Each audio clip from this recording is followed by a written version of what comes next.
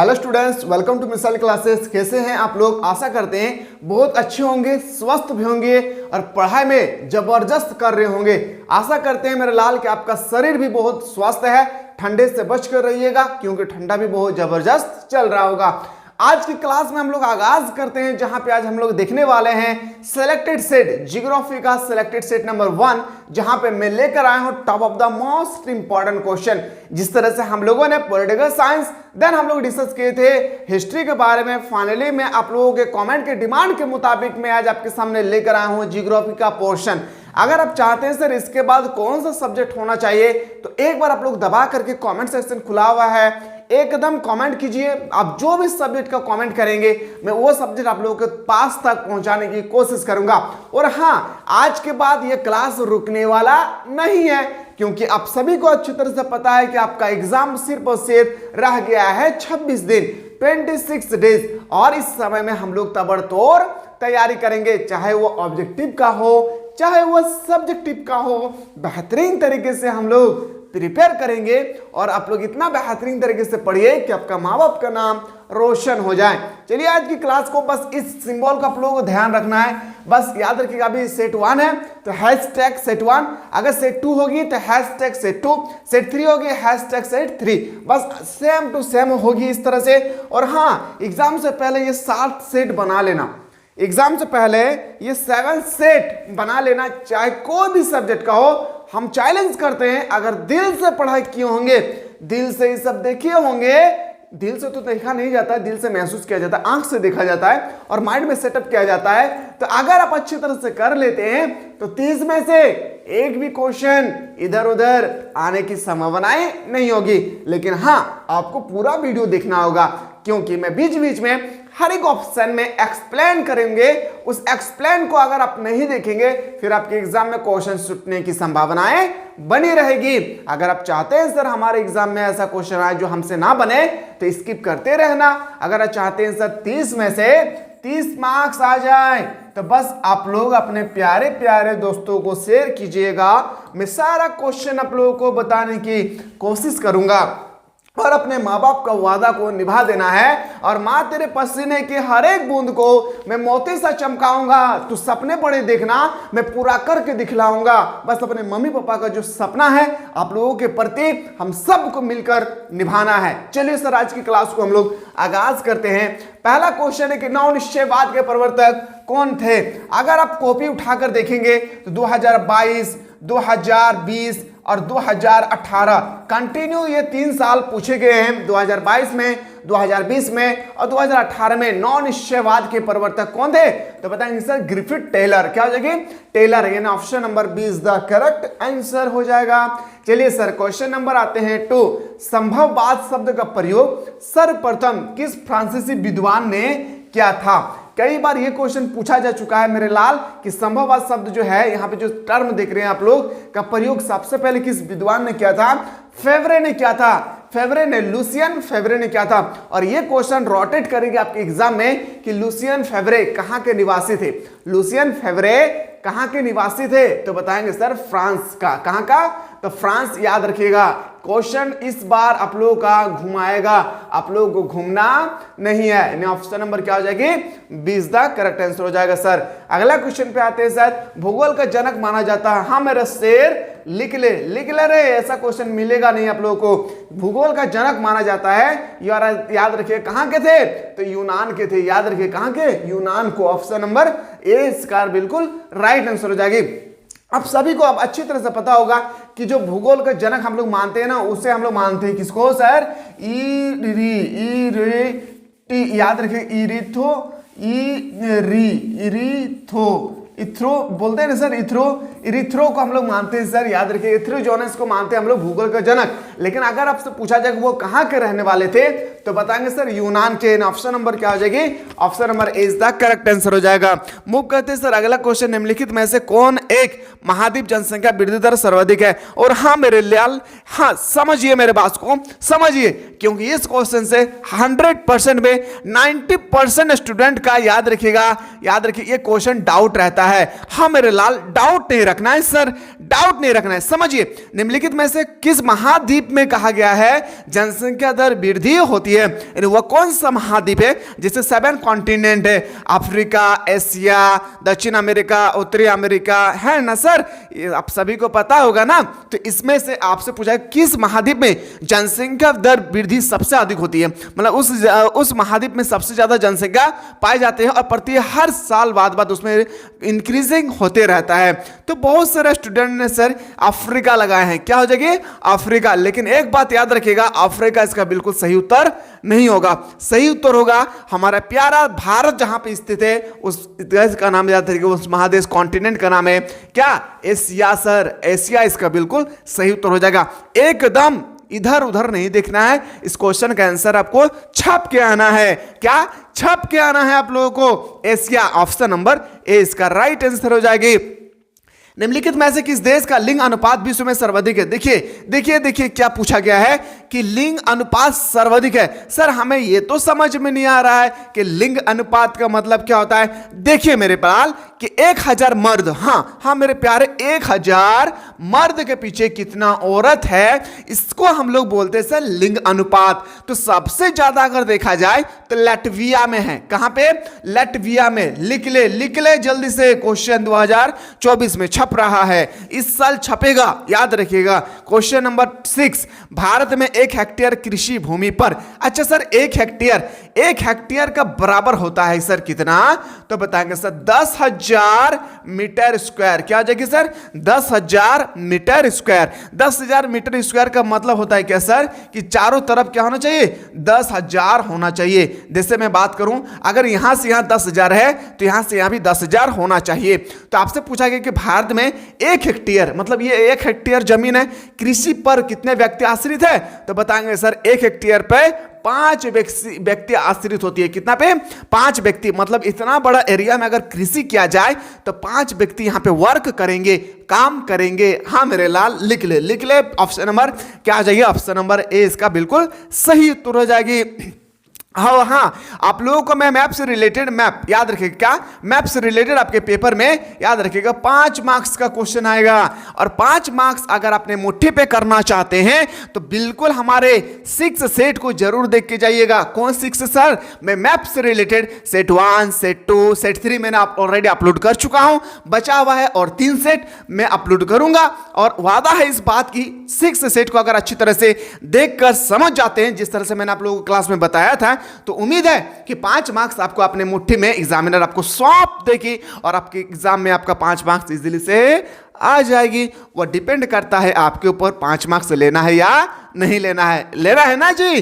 चलिए दबा करके लीजिए, एक मार्क्स को एकदम काउंट करना है और 90+ मार्क्स ला के दिखाना अपने मम्मी पापा को कि याद रखिएगा मम्मी पापा, जिस समय आप धूप पे काम कर रहे थे, जिस समय आप सड़कों पर साफ कर रहे थे, उस समय हम कुर्सी पर बैठकर पढ़ रहे थे और आज आपका नतीजा मैं आपके सामने, आपके कदमों के सामने मैं रखता हूं। और मैं आज अपने स्कूल का डिस्ट्रिक्ट टॉपर हुआ हूं, मैं आज अपने स्कूल का स्कूल टॉपर हुआ हूं, मैं आज अपने गांव का टॉपर हुआ हूं, मैं आज अपने पूरे जिला का हो या राज्य का हो, मैं डिस्ट्रिक्ट टॉपर के साथ साथ मैं स्टेट टॉपर भी हुआ हूं। इस सब अगर अपने पैरों के कदमों के नीचे अगर अपने मम्मी पापा के रिजल्ट को रखेंगे, क्या दिन होगी उस दिन, क्या नज़ारा होगा, थोड़ा सा इमेज कीजिए। मैं तो सोचता हूं कभी कभी कि अगर इस तरह से स्टूडेंट करेंगे क्या दिन होगा। गांव के सारे लोग उनको देखते रह जाएंगे, वाह रे तू क्या तैयारी किया था, कहां से तू पढ़ के आया था, कितना मार्क्स तू लाया है, कितना गजब की बात कहेगी मेरे लाल। वो दिन देखना चाहते हैं ना? 20 दिन बचा हुआ है। हाँ लाल, 20 दिन बचा हुआ है मेरे प्यारे, मेरे बालक। 20 डेज को एकदम रगड़ के मारिए और माँ बाप के सपना को जरूर पूरा करके दिखाना है। क्वेश्चन नंबर आते हैं सर अगला कि निम्नलिखित जनसंख्या वाला महादेश है। सबसे देखिए निम्न जनसंख्या आपसे पूछा गया है कि निम्न जनसंख्या वाला महादेश कौन सा है? सबसे कम है ओशनिया। क्या हो जाएगी? ऑस्ट्रेलिया एवं नजदीकी द्वीप। ऑस्ट्रेलिया का एक छोटा सा देश है, याद रखिएगा। क्या बोलते हैं सर? उसको बोलते हैं Oceania. Option number B is the correct answer हो जाएगी। मूव करते हैं सर अगला क्वेश्चन। पढ़ोर आयु वर्ष से तात्पर्य है, तो बताएंगे सर पढ़ोर उम्र हम लोग बोलते हैं जो 15 साल से लेकर 59 साल की उम्र में होते हैं उसको हम लोग पढ़ोर आयु बोलते हैं। याद रखिएगा शिशु वर्ग बोलते हैं सर 1 से लेके 0 से लेकर 6 उम्र तक, 6 साल तक उसको हम लोग शिशु बोलते हैं। हाँ मेरे लाल लिख ले ये शिशु हम लोग बोलते हैं सर। याद रखिएगा ऑप्शन नंबर ए इसका बिल्कुल सही उत्तर हो जाएगी। निम्नलिखित में से कौन सा आयु वर्ग नहीं है, आपसे पूछा गया है, यहाँ पे आयु वर्ग नहीं है। याद रखिएगा ये तो है, ये तो पढ़ोर वर्ष है, ये तो 90 साल से अधिक भी है, देखिए 60 वर्ष से अधिक भी है, तो बोलेंगे सर 60 वर्ष से अधिक। ऑप्शन नंबर क्या हो जाएगी, सी इसका बिल्कुल सही उत्तर हो जाएगी। क्वेश्चन नंबर आते हैं सर 10। निम्नलिखित में से कौन सा देश उच्च मानव विकास वाला देश है। वो हो क्या पूछा गया सर, मेरा सबसे फेवरेट क्वेश्चन है ये। उच्च विकास वाला देश है नॉर्वे है, नॉर्वे। और पता है मेरे लाल ये जो सर्वे है ना, पूरा सर्वे 1 साल बाद किया जाता है। कितने साल बाद 1 साल बाद। और इसमें ये जांचा जाता है, ये चेक किया जाता है कि कौन सा देश 1 साल के अंतर्गत 2023 में कितना विकास किए थे और 2024 में इसका स्थान कहाँ है। अगर देखा जाए, याद रखिएगा उच्च मानव विकास सूचकांक, याद रखिएगा क्या देखना है, उच्च मानव विकास HDMHD या हम लोग HDM बोलते हैं शायद, HDM बोलते हैं शायद, ह्यूमन टेंडेंसी डेवलप, शायद एक बार देख लीजिएगा HMD या HDM बोलते हैं। तो इस स्थान में रैंक 1 पे है पूरे विकास, अगर पूरे दुनिया में सबसे ज्यादा अगर किया है तो वह नॉर्वे। और इसी देश के अंदर इसी आपका सूचकांक के अंदर मेरे प्यारे लिख ले सूचकांक के अंदर पता है मेरे प्यारे भारत का स्थान कितना है, 131 देश है। मैं कई बार पढ़ा चुका हूं भारत का स्थान कितना, 131 देश, यानी पूरे दुनिया में भारत से 130 देश डेवलपिंग पे है। और पता है मेरे लाल भारत तो 131वां देश है। Japan, Afghanistan, Pakistan, Bangladesh, Nepal, Sri Lanka, Maldives, Myanmar, Australia, ये सब पता है भारत से कई गुना विकास कर चुके हैं 2023 में। और भारत में इसका स्थान 131 है। 131 से पहले जितना भी देश के मैंने नाम बताया हूं सारा देश का सूचकांक में सूची में दर्ज किया गया है। आप सोच सकते हैं हमारे देश किधर जा रहे होंगे, और हम लोग यहाँ पे करते हैं नेतागिरी का पीछे, उसका पीछे हम लोग घूमते रहते हैं। और हमारे देश कहाँ पे जा रही है हम लोग को समझ में कुछ भी नहीं आ रहा है। ये समझ में हम लोग को तब आएगा जब हम लोग का जनरेशन पार हो जाएगी और उसके बाद हमारे बच्चे होंगे, हमारे जनरेशन आने वाला होगा। उस समय उनको उन सभी को एहसास होगी कि हमारे फादर ने कैसा नेता चुनकर रखे थे। ये एहसास होगा हमारे मदर्स ने कैसे नेता, कैसे लीडर्स चुन कर रखे थे। ये एहसास होगा। क्यों पता है, क्योंकि कोई भी देश को विकास की ओर पहुंचाने के लिए एक शिक्षित व्यक्ति का लीडर बनना जरूरी है। चाहे वो गांव का हो, चाहे वो देश का हो, चाहे वो राज्य का हो, चाहे वो जिला का हो, चाहे वो नगर पालिका हो। शिक्षित नहीं है वो अपने जेब की ओर देखेंगे और कभी कुछ डेवलप करते रहेंगे।